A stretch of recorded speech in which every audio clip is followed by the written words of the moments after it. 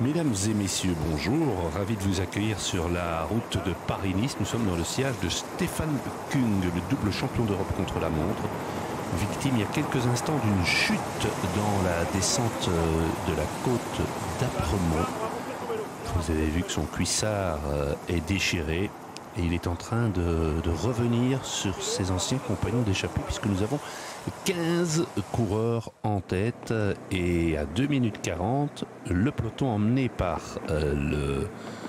les équipiers du maillot jaune, Jorgenson. On a vu Lidl Trek mettre en route et maintenant, depuis vraiment à l'instant, un coureur de l'équipe UAE. Nous sommes donc dans l'avant-dernière étape, l'étape qui était présentée comme l'étape Rennes, Nice-Oron, mais amputée de 40 km et de la côte de Belvédère et surtout de la Colmiane, sa montée de 7 km et demi à plus de 7%.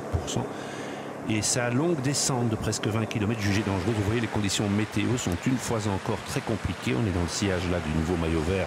Les vainqueurs de l'étape hier, Mats Pedersen. Oh, chute en tête du peloton d'un coureur Ineos, je crois. Chute assez violente. Non, c'est le terre-plein central. Ouais, qu'il a vu à la dernière minute, il n'a pas eu le temps de faire sauter son vélo. Je me demande quand même. Ah non, c'est un Lidl Trek. Hein. Oui.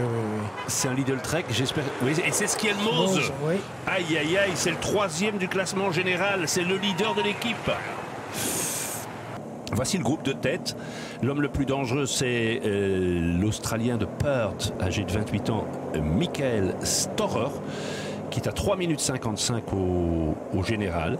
Cette année, il s'est déjà classé 3e du trophée La Egualia, course d'ouverture en Italie, 15e du Tour des Émirats Arabes Unis.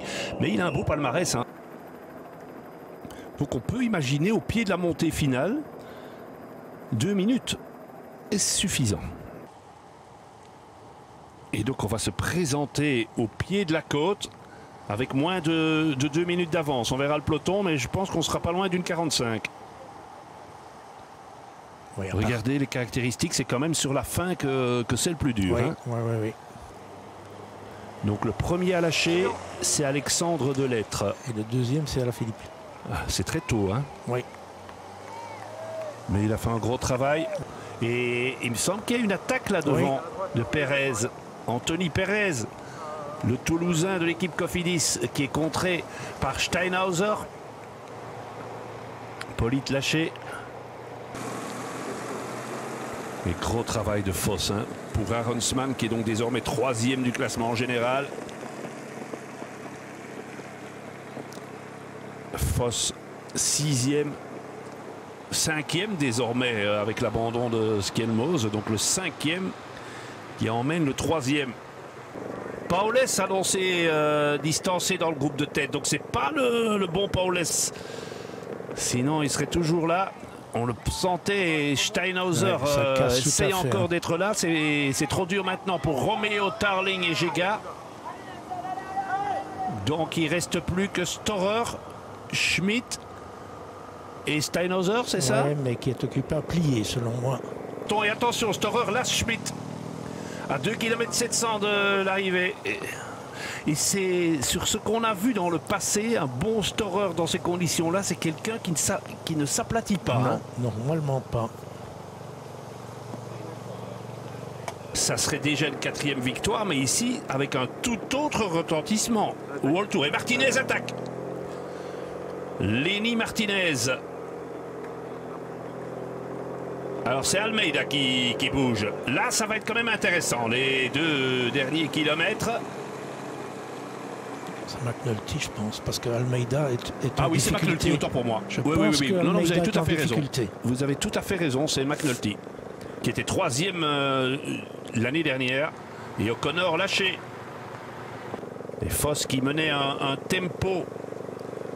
Et c'est Gall qui attaque maintenant. Félix Gall. Mais Boucher, 1 minute 33 tout seul. En 2 km, c'est compliqué. Réaction de Martinez. Martin lâché. Je crois que ça c'est Castrillo lâché. Sheffield également. Van Wilder s'accroche toujours dans ce groupe. Oui, et Mats Petersen aussi. Incroyable, incroyable. Mais vous voyez, Storer ne s'écrase pas, Non, hein, non, non. pas du tout. Almeida en difficulté. Almeida. Et Vlasov aussi en difficulté. Et Van Wilder. Ah, c'est dur, hein. Oui, Van Wilder qui n'aime pas le froid. Hein. Je pense que ça, c'est important à C'est important signaler. de le rappeler.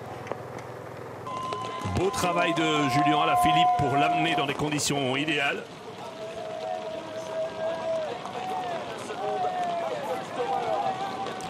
Et ça fait 8 ans qu'un Australien n'avait plus gagné sur Paris-Nice. C'était Richie Porte, Gérard, en 2017.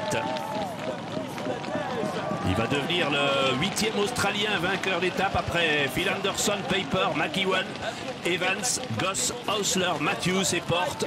Bravo! Il était de loin le plus fort du groupe des échappés.